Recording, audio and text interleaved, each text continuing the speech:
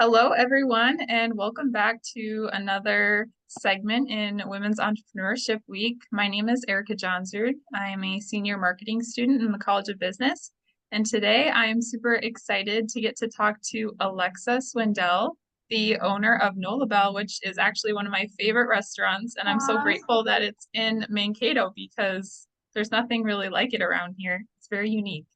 thank you. Um, yeah, so thanks for joining me today and to answer some of my questions.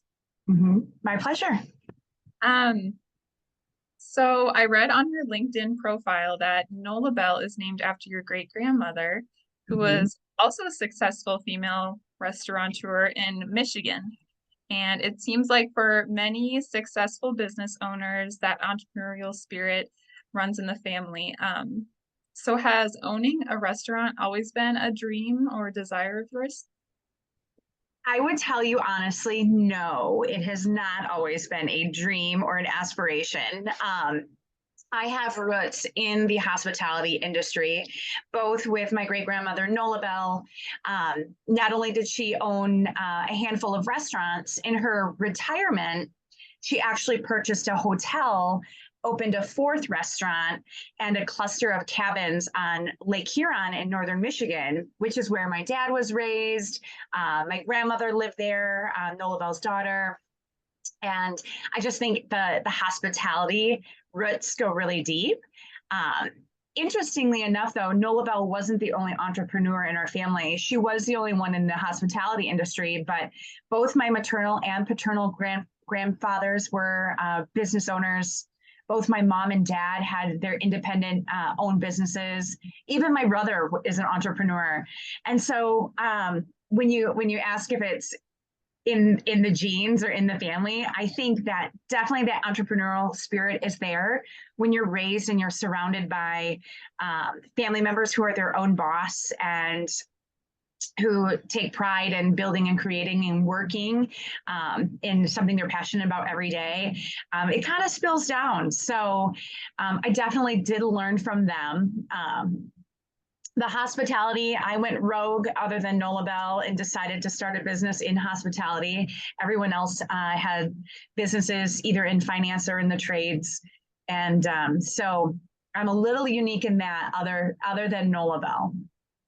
Wow, that is so cool. And I'm sure you were encouraged and by your family members to take that leap of faith because it can be really scary. Mm-hmm. Mm-hmm. Um, so Nolabelle is special and unique because you guys use a farm to table restaurant concept. And you've formed some special local partnerships, I'm sure, through that experience. Mm-hmm. Tell me a little bit about what that's been like for you. Yeah, absolutely. I think farm to table is a little cliche, and I personally don't like using that phrase because it just gives me the heebie-jeebies. I always like to tell people that we use fresh products that we source locally, and it's kind of a funny story. Prior to me even starting the business plan writing process for Nolabelle, I was on a girls' trip in Las Vegas, and we had gone to a steak dinner, and before we were going to a concert, and it was so good. And I had asked the server, it's like, well, where did you get, where do you source your meat from? And he said, it's from a farm in Minnesota. I was like, wait, I live in Minnesota and I can't even get Minnesotan meat very easily. So that's when I changed the angle on my business plan to source local ingredients whenever and wherever possible. Um, and it's really special. We focus primarily the 5-state region, Minnesota, of course, Wisconsin, Iowa, North and South Dakota. And we work with a lot of great farmers, some small, some very big. Our cattle farmer out of Olivia, Minnesota is quite large.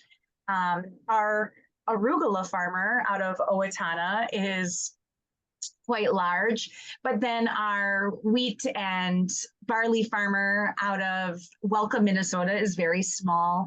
Our honey producer is very small. And we've, just have the best time working with all different size partners from all over. And it's really special. It's taking what's so great about our area and our community and being able to share that with others. Yeah, I think it's so amazing, and I think it gives your restaurant a lot of personality, that you're gonna find something super unique that you can't just get at a general grocery store. So Our maple syrup is actually tapped right here in Mankato, and I don't know if I've ever had real maple syrup that tastes as good as this maple syrup. And it's so fun to watch people during brunch, you know, drink the maple syrup instead of like pour it on their food, because it's so rich and it's so nutty, and there's no added sugars or syrups in it, and it's so good. It's so fun to see. yeah, it definitely elevates the experience when you go into the restaurant and you know you're getting something super unique. You can't just Good, find it good. anywhere. So I'm happy to hear that. yeah. My next question is, I think Nolabelle is in such a perfect location in Mankato, and it seems like it was the restaurant that Mankato needed. Like we almost didn't know we were missing it. Did you see that opportunity before you decided to open in Mankato, or was it just kind of like, well, I'm in Mankato, so I'm going to make it work here? So I actually moved to Mankato in 2011, and I moved from metropolitan Detroit. I lived in a really cute neighborhood just outside of Detroit, where there was these boutique style restaurants and bars on every corner, all locally owned, all special and unique in their own ways.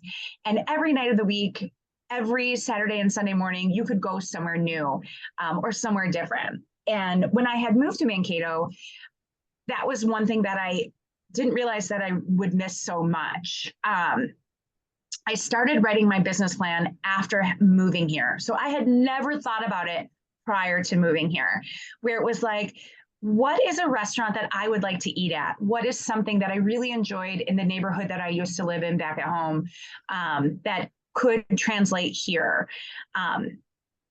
And gosh, I probably spent, and it was really just for fun. It was kind of like a fun idea. Like I enjoyed the creative and the analytical part of the business plan writing process.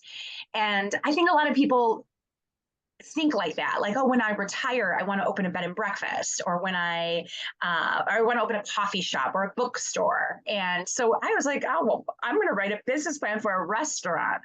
And it just started coming together. All of it was such an enjoyable experience.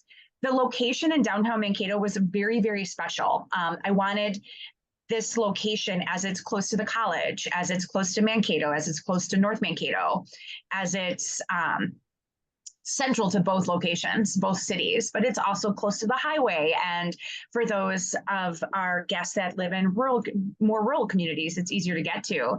So all of the pieces just kind of fit together, and here we are. Wow. I like how you said you just thought, what kind of restaurant would I want to go to? And then I think you're more authentic in creating, like an actual really good experience. So yeah, something that feels great to go to, but you can still, show up after the gym, and it's not fancy, but it feels good. cool. My next question is about leadership, and I was just curious. I'm sure you have a lot of employees that look up to you and have come to respect you over the years just for being such a innovator and being excited about what your company is doing. How have you created that positive company culture within your organization? Well, thank you for saying that.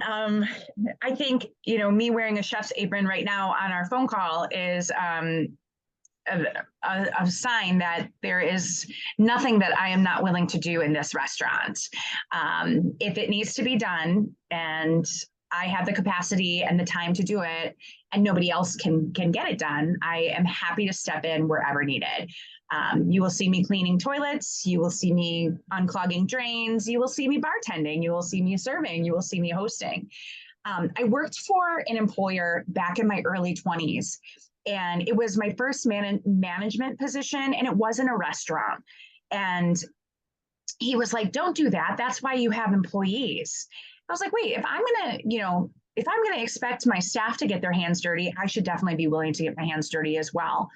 And more of a lead by example approach. There is no job that is beneath me, that is beneath anyone here, because our job is to just get it done and do it well and have fun doing it, because our guests are the ones that are in the receiving end of that. Not me, not my ego. I don't care. So I don't want to say I lead by example, but I lead definitely with an understanding of what every job entails and knowing the importance and the significance of everyone's hard work, and that I am able to do it too and will do it. I hope that's a sneak peek into a little bit of my leadership style. Oh, yeah. I think everyone wants to work on a team where the leader is also a part of that team and they can, I don't know, I think it makes people work harder and be more excited about what they're doing. So I think that's definitely a good approach. Yeah. So obviously COVID happened, and I was just wanting to ask you, what was the experience? How did you get innovative in order to survive? And tell me about your COVID experience in Nolabelle. Yeah, so super interesting. Writing a business plan, seeking funding, building, spending the months and the hours and the weeks and the time and the money building a restaurant. We finished construction in March of 2020, which is the same exact time that the global pandemic decided to hit. So the number one question I get is, why did you open a restaurant in the middle of a pandemic? Well, that wasn't an option. I never would have done that intentionally. We finished construction in March of 2020, and at that time, Governor Walz had shut down bars and restaurants. So I just had this beautiful brand new restaurant all ready to go, and just had to shut the lights off and lock the doors, and I just had to wait. In June, when Walz lifted the ban and reopened bars and restaurants at a 50% capacity, it was on June 22nd of 2020. And that is when we started training. And we trained for all front of house, all back of house staff for a week, and opened on July 1st. And what was so ironic is that COVID was actually a blessing, because the regulations were 50% capacity. That is really great for a new restaurant. It's like an extended soft opening. There was no opportunity for us to be overwhelmed or too busy or slammed, because the current regulations wouldn't even allow that. So it was a really great extended practice period.